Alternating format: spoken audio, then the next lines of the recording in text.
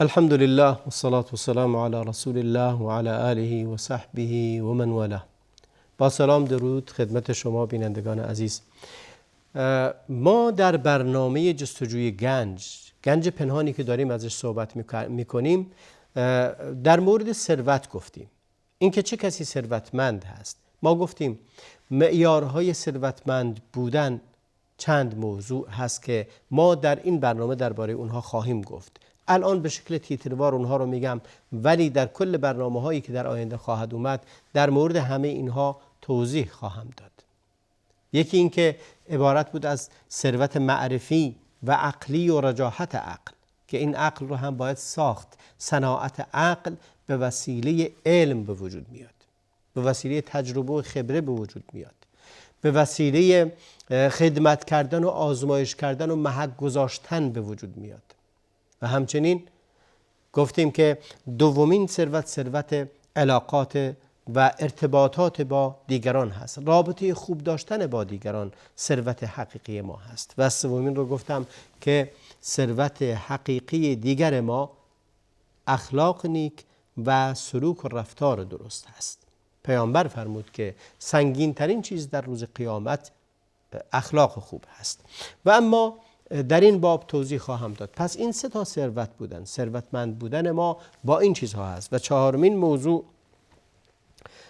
این هست که فرمود مهمترین ثروت دیگه ثروت ایمانی و اعتقادی هست. در ایمان و اعتقاد ثروت ما چطوری هست؟ و اگر بخوایم این رو ببینیم، در واقع در اونهایی میبینیم که الراسخون فی العلم یقولون آمنا به کل من عند ربنا. اونایی که راسخ در علمن، یعنی شناختشون در مورد خداوند زیاده، ایمانشون هم در اون باب زیاده. خداوند در قرآن کریم فرمود انما یخشی الله من عباده العلماء. اونایی که خدا رو بیشتر میشناسن خشوع و خشیت بیشتری دارن، چون ایمانشون بیشتر هست. ولی تنها علم نیست که انسان رو به ایمان میرسونه. ایمان چیز دیگری است که از قناعت و از یقین میاد و اون هم به علم نیاز داره، اما این که این علم بتونه اون رو به بر امان برسونه و اون رو به شناخت خداوند و ایمان برسونه، این زمانی است که بتونه هوا و هوس رو کنار بذاره. ولی مهمتر از همه اینها این هست که وجود ایمان و اعتقاد، باورت اون گونه باشه که وقتی که به خداوند تکیه کردی، وقتی که اعتماد تو به خداوند کردی، هیچ خلل و لرزشی در دلت نیاد که احتمال هم داره اینجوری نباشه.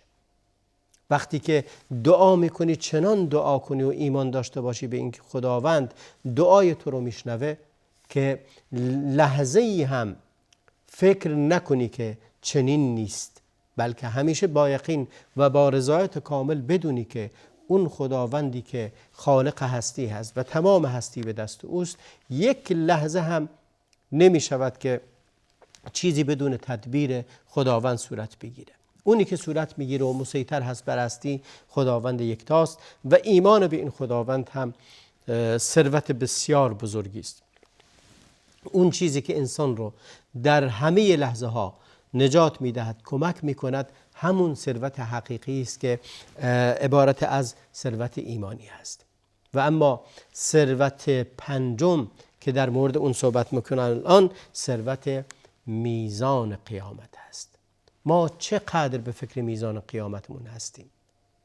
این موازین چقدر هست؟ یعنی اون چیزی که برای ما به عنوان ارزش و ثواب و اجر میمونه، ثواب و اجری که لحظه به لحظه اون رو کسب خواهیم کرد که خداوند چقدر اجر آماده کرده است برای بندگان صالحش. و اونهایی که وقتی که عبادت میکنند که خداوند در قرآن کریم بحثشون کرده، ان الذين يتلون کتاب الله و اقاموا الصلاة و انفقوا مما رزقناهم سرا و علانیه یرجون تجارة لن تبور. تجارتی رو دارن، امید این تجارت رو دارن که هیچ خسارتی درش نیست. این عمل صالحی که اینقدر اجر میده. لیوفیهم الله اجورهم و یزیدهم من فضله انه غفور شکور. خداوند هم به اون وفای اجر کنه، یعنی اجر کافی به اونها بدهد و یه زیاده هم بهشون بده از سر فضل. خداوند دارای فضل هست و اجر و پاداشتی که میدهد تنها به اندازه اعمالشون نیست، بلکه از سر فضل و کرمش بسیار فراوانتر میدهد. یا در آیه دیگری فرمود خداوند اجر بندگانش رو میدهد به احسن ما کانوا یعملون، به بهترین عملشون. همه ما داریم اعمال انجام میدیم، در میان اعمال ما خوب و بد وجود داره. همون عمل صالحی که انجام میدیم، شما ببینید یک کشاورزی میکنید، وقتی که کشاورزی کردید محصول کشاورزیتون رو میارید، میبینید یه تعدادش درجه 1، یه تعدادش درجه 2، یه تعداد هم درجه 3. هم قابل استفاده است، همش هم به درد میخوره، قابل استفاده است. ولی آیا همه این اعمال مثل همن؟ نه، مثل هم نیستن. خداوند به کدومشون اجر میده؟ آیا به هر کدومشون به اندازه کیفیتشون اجر میده؟ مثل مغازه‌داری که روی درجه 1 یک قیمت میذاره، روی درجه 2 یک قیمت میذاره، روی درجه 3 هم یک قیمتی میذاره که کمتر از بقیه هست. مثل کدوم با ما تعامل میکنه؟ خداوند به اجر میده، فرمود به احسنی ما کانوا یعملون. همه رو یک اجر میده و اونم اجر بهترینشون رو میده. شما اون اعمالی رو که انجام دادی و ضعیفاً ثوابشون کمتر بوده، خداوند به اجر و ثواب اون بیشتره بهتون میده از سر لطف و کرمش. ولی مهم اینه که انسان شایستگی این رو داشته باشه، به اون درجه برسه که اعمالش رو به درجه‌ای برسونه که خوب و نیک باشه. ولی مهمتر از همه ثواب، میزان و اجر هست. ما اگر به فکر باشیم به این که ثواب این عبادات رو به دست بگیریم، ثواب این عبادات رو داشته باشیم، به خاطر اجر و ثواب تلاش کنیم که خداوند بخشنده و کریم و رحیم و رؤوف هست، این گونه عبادت کنیم، قطعاً اجر بسیار زیادی نصیبمون خواهد شد. و اما ثروت ششم ثروت نفسی و روانی و درونی هست. یا این رو به دو دسته تقسیم کنم، یکی رو بگم ثروت معنوی، دیگری رو بگم ثروت عاطفی. آیا از لحاظ عاطفی چگونه هستیم؟ بعضیا اینقدر رقی عاطفی دارند، اینقدر مترقی هستند در بحث عاطفه و احساساتشون، وقتی که با همسرشون تعامل میکنن با عاطفه و احساسات، استفاده کردن از کلمات بسیار زیبا، استفاده کردن از الفاظ قشنگ یا اظهار کردن عشق و علاقه. آیا شما عشق و علاقتون رو به همسرتون ابراز کردید؟ به پدر و مادرتون چگونه؟ به فرزندانتون چگونه؟ شاید خیلی از ماها این عشق و علاقه رو در دل داریم، اما وقتی به اونها میرسیم یا به خاطر خجالت کشیدن و یا به خاطر تکبر و غروری که در ما هست اون رو اظهار نمی کنیم، یا بلد نیستیم اون رو اظهار کنیم. اینه که اونهایی که از لحاظ عاطفی پرورش یافته اند و دارای این ثروت عاطفی هستند، به خوبی میتونند با همسرشون زندگی خوبی داشته باشند، با فرزندانشون، با پدر و مادرشون، با برادر و خواهرشون، با خویشاوندان دیگری که وجود داره حول انسان هست، میتونن ارتباط خوبی رو برقرار کنند. ما چگونه این ارتباط رو برقرار کردیم؟ آیا از این ثروت عاطفی برخوردار هستیم؟ و در این موضوع هم سخنان فراوانی هست که این رو باید صحبت بکنیم. کما اینکه بحث روانی، روان ما چگونه روانی است؟ آیا این روان رو چگونه پرورش بدیم؟ ثروت روانی ما بسیار به ما کمک خواهد کرد. امروز روان ما بخشی از وجود ما هست، به عنوان بخش مهم و اساسی درون ما هست. اگه ما از درون ثروتمند باشیم، در واقع ثروتمند حقیقی هستیم. ولی اگه از درون فقیر باشیم، از همه چی باختیم. هیچ وقت به ثروت و به گنج نخواهیم رسید. گنجی که پنهان و ما دنبالش میگردیم در درون خود ما هست. اون قناعت هایی که وجود داره، باورهای ما، ترس و وحشت های ما، عشق و محبت های ما، گذشت و عفویی که ما نسبت به دیگران داریم، همه اینها ثروت های واقعی و گنج های واقعی هستند. اون کسی که از لحاظ روانی شکست خورده و دچار شکست شده انسانیه که نمیتونه در زندگی خودش هم به موفقیت زیادی دست یابه. ما خیلی از خلل‌های روانی وجود داره در درون ما که ما متوجه اون نیستیم. دوگانگی هایی که امروز وجود داره و تجاذباتی که بین خیر و شر وجود داره، همه اینها مهمه. به عنوان یک ثروت مهم باید بپردازیم به اینکه روانمون رو اون گونه که به درد میخوره اصلاح کنیم، جهت بدیم و بر روی این روانمون درونمون کار کنیم. نه اینکه فقط فکر کنیم ثروت ها و گنج ها مادی هستند. در واقع اون کسی که از سلامت روانی برخورداره و سلامت روانی داره انسان ثروتمندیه.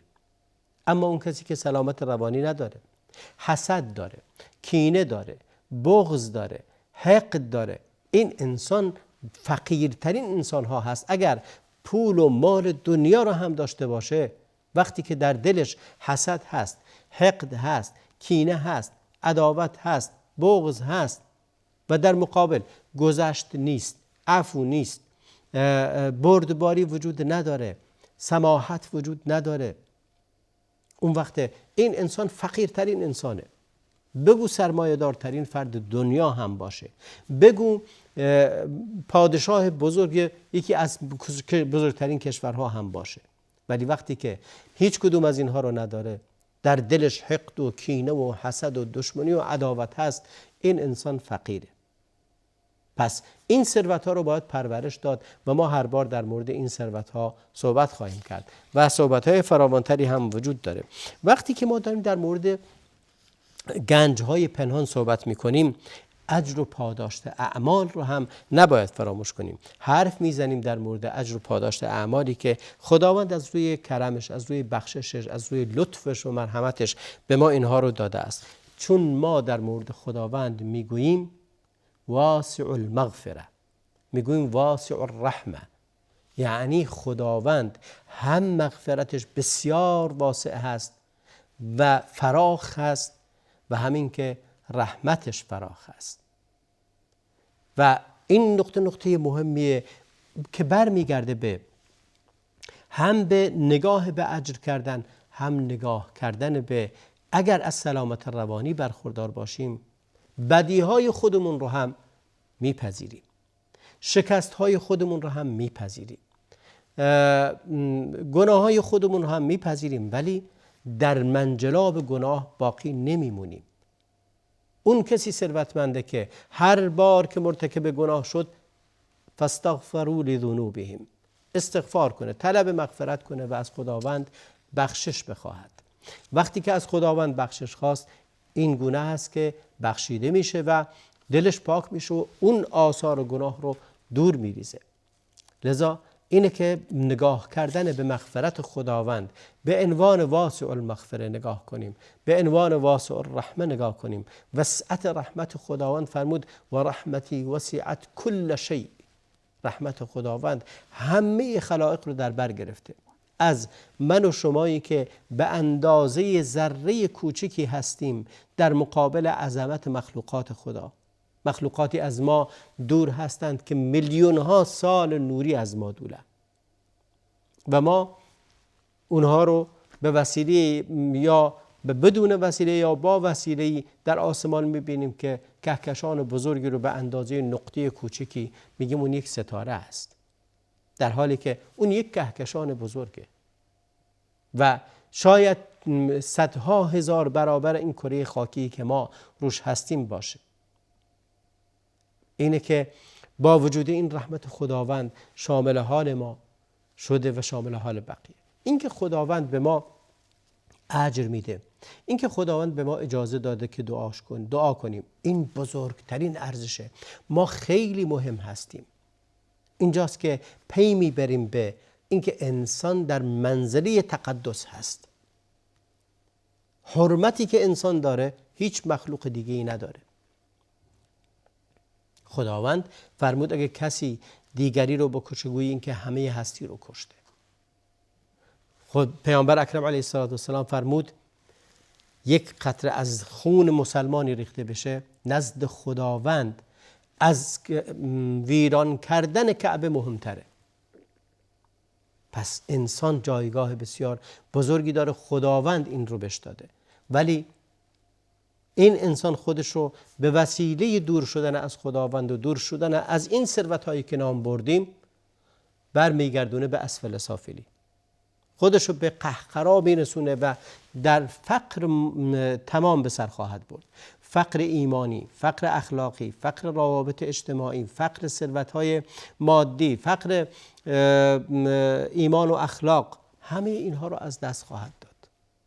و اما خداوند فرمود و ما تقدموا لانفسکم من خیر تجدوه عند الله. هر چی رو تقدیم کنید خداوند براتون نگه میداره، نزد خدا میمونه، هیچی گم نخواهد شد. شما اگر یک مثقال ذره از خیر انجام بدی خدا اون رو برات نگه میداره. پس به دید اجر هم به این نگاه کن، به اضافه اینکه به دید اینکه نگاه کنی خداوند رحمتش بسیار واسع و مغفرتش هم بسیار واسعه. این رو یاد نبریم که واسع المغفره بودن خداوند و به عنوان یکی از ایستگاه‌های ثروتمند شدن نگاه داشتن به اجر اعماله. یکی از ایستگاه‌هایی که میتونی در واقع مثل ایستگاه سوخت گرفتن، شما در یه ایستگاهی که بنزین میزنن به ماشینا میسی سوخت میگیری که سوخت داشته باشی تا برسی به مقصد. اون چیزی که به ما قدرت و انرژی میده، همه این ایستگاه ها هست. یکیشون همین موضوع هست که انسان باید بدونه که موضوع نگاه به اجر داشتن بسیار بسیار مهم هست. همچنین اکرام کردن بنی آدم از طرف خداوند رو یاد نبرید که ما دارای مقام بسیار والایی هستیم. اما اجرهای فراوانی که خداوند برای ما در نظر گرفته است که عرض کردم یکیشون اخلاق بود، دیگری اجرهای دیگری که وجود دارد، همه رو باعث میشه که ما از لحاظ وجودیمون بسیار ثروتمند باشیم. عزیزان من، باید بدونید که گنج حقیقی در همین چیزهایی است که گفتم. گنجهای شما ذات شما هستند، گنجهای شما عمر شما هستند، گنجهای شما اخلاق شما هستند، گنجهای شما روابط اجتماعی خوب شما هستند. اگر این گنجها را از دست بدی، باور کنید که اگر هم ثروت کل دنیا رو داشته باشی فقیری. وقتی که در دلت حسد هست، وقتی که در دلت بخل هست، فقیری. اما اگر خودت رو اصلاح کردی، اون وقتی که بسیار غنی هستی، بسیار بسیار سرمایه داری و غنی. به انتهای برنامه امروز رسیدیم. تا هفته آینده خدا نگهدار شما و صلی الله و بارک علی نبینا محمد و علی آله و صحبه اجمعین.